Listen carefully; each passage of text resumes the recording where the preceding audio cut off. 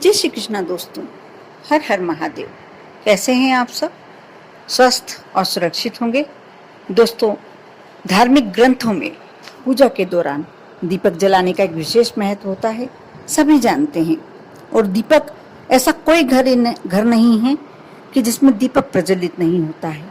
पूजन के समय आप पूजन कर रहे हैं और दीपक ना जलाएं, ये संभव ही नहीं है। कोई शुद्ध घी का जलाता है, कोई तिल के तेल का जलाता है, कोई सरसों के तेल का जलाता है, लेकिन दीपक हर व्यक्ति अपने घर में प्रज्वलित करता है। और दीपक की रोशनी हमारे घर के अंधेरे को तो दूर करती ही है, हमारे जीवन के अंधेरे को भी दूर कर देती है। हमारे दीपक जीवन में एकदम प्रकाश और पवित्र प्रकाश उत्पन्न कराती है। जब हर देवी देवता की पूजन करते हैं, उस वक्त अलग अलग दीपक जलाए जाते हैं। अलग अलग दीपक काफ़ी अपना महत्व रखते हैं। आटे का दीपक, मिट्टी का दीपक, धातु का दीपक, इसके साथ ही इसमें डालने वाली सरसों के तेल, तिल का तेल, घी का तेल, सबका अपना अलग अलग महत्व होता है। अगर आप शनिवार के दिन न्याय के देवता शनिदेव की पूजन कर रहे हैं, उस दौरान सरसों के तेल का दीपक जलाते हैं। लेकिन शनिवार के दिन दीपक जलाते समय आप एक बात का और ध्यान रखते हैं, तो वह दीपक और ज़्यादा शक्तिशाली हो जाता है। अपनी प्रबल पॉजिटिव जो आप में ऊर्जा आनी चाहिए वह छोड़ता है और आपके जीवन को बहुत ही कष्टों से मुक्त कराता है। बहुत ही सारी ऐसी समस्याएं यदि आपके जीवन में है भी, तो सिर्फ इस वस्तु के डाल देने से दीपक में आप उन समस्याओं से मुक्ति पा सकते हैं। ये कार्य आप शनिवार के दिन ही करना है और शाम के समय ही करना है।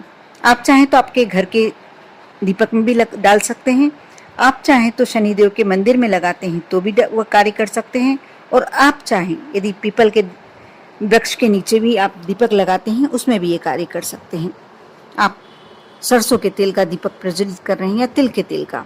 वैसे तो सरसों के तेल का दीपक शनिवार के दिन लगाना अच्छा माना जाता है, लेकिन आप दीपक जलाते समय यदि उसमें एक लौंग, फूल वाली लौंग डाल देते हैं, इस उपाय को करने से शनिदेव अति प्रसन्न होते हैं।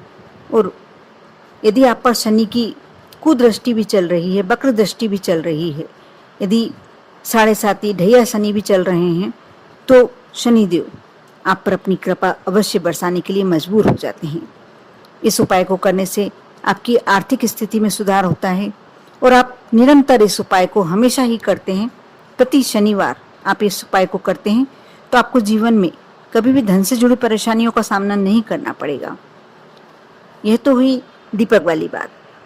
आप यदि किसी विशेष इच्छा को लेकर यदि दीपक प्रज्वलित करते हैं, तो आपको इस बात का ध्यान रखना चाहिए, आप आटे का दीपक प्रज्वलित करें और चौमुखी, यानी 4 उसमें ऐसे बत्ती लगाएं कि 4 बत्तियां रहें, लंबी बाती, और इसे आप पीपल के वृक्ष के नीचे लगाकर और प्रज्वलित करके सरसों के तेल में और 1 लौंग डालकर आ जाएं।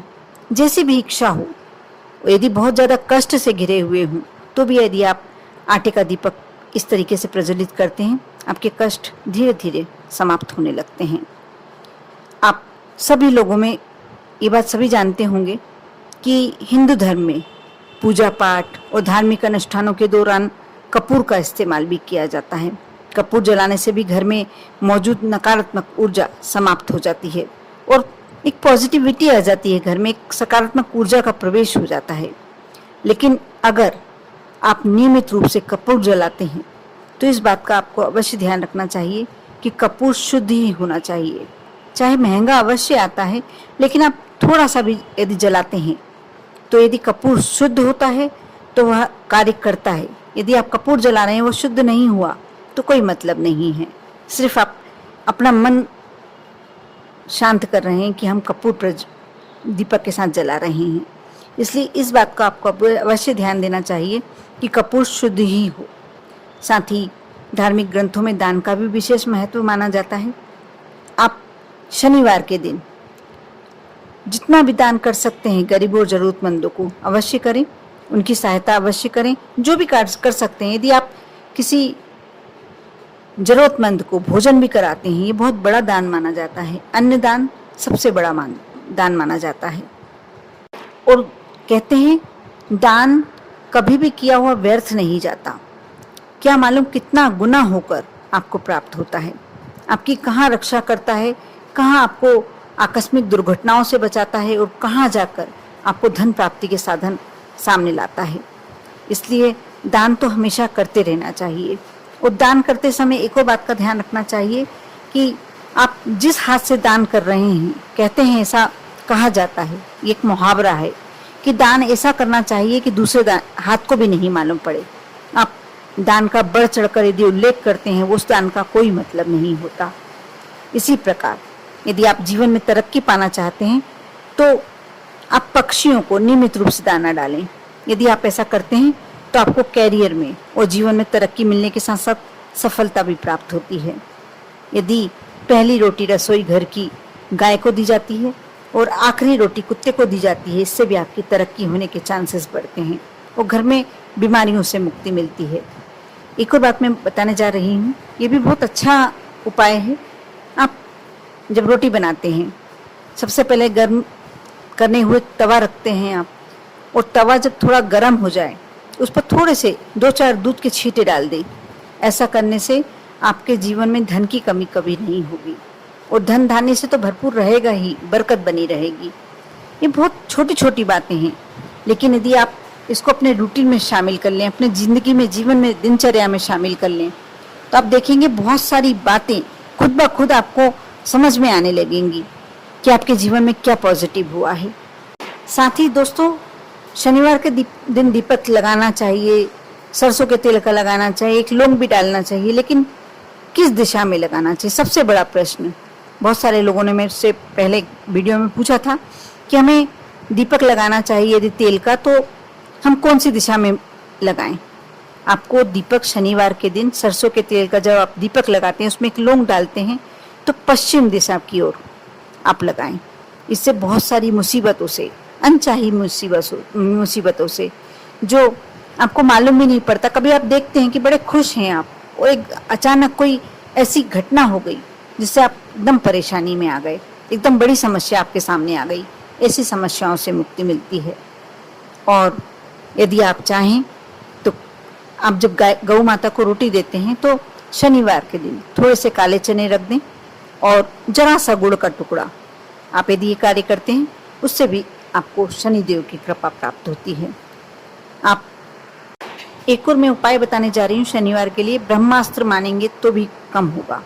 अगर आपके घर में हमेशा कोई ना कोई विपत्ति आती रहती है, ऐसा लगता है कि कब कौन सी समस्या आपके सामने आ जाए, आप हमेशा डरे हुए से रहते हैं, या आपके पास रुपए नहीं टिकते, धन नहीं टिकता, तो आप शनिदेव का बीज मंत्र शनिवार की सुबह जब आप स्नान कर लें, शाम को भी कर सकते हैं, कोई प्रॉब्लम वाली बात नहीं है।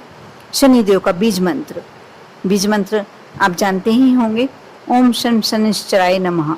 इस मंत्र को भोजपत्र पर, यदि भोजपत्र नहीं मिले तो आप सादे व्हाइट रंग के कागज पर काले पेन से लिख लें और उसे फोल्ड कर कर काले कपड़े में लपेट कर, यदि काला कपड़ा है आपके पास, या छोटे से काले कागज में भी लपेट कर, और उसके बिल्कुल ऐसा फोल्ड कर दें, उस पर टेप चिपका दें, या यदि आपके पास स्टेपलर है तो स्टेपलर कर दें, इसको बिल्कुल पैक कर देना है आपको, और मेन गेट पर जो आपका मुख्य द्वार है उस पर टांग दें। ऐसा करने से आपका जो ये डर है ये दूर हो जाएगा और कोई समस्या ऐसी आएगी नहीं। एकदम अचानक आने वाली समस्याओं से क्या होता है कि इंसान हमेशा डरा हुआ रहता है कि कब हमारे जीवन में कौन सी समस्या आ जाएगी। इसलिए यह यदि आप कार्य करते हैं तो समस्याएं धीरे धीरे, समस्याएं तो आएंगी, लेकिन जो बड़ी समस्याएं आपके जीवन में अचानक आ जाती हैं वह धीरे धीरे कम हो जाएंगी। कर देखें, विश्वास रखें और श्रद्धा रखें। यदि आप श्रद्धा और विश्वास के साथ कार्य करते हैं तो आपका हर कार्य सफल होता है। कर देखें। आप पर और आपके पूरे परिवार पर भोलेनाथ की कृपा हमेशा बनी रहे। ओम नमः शिवाय।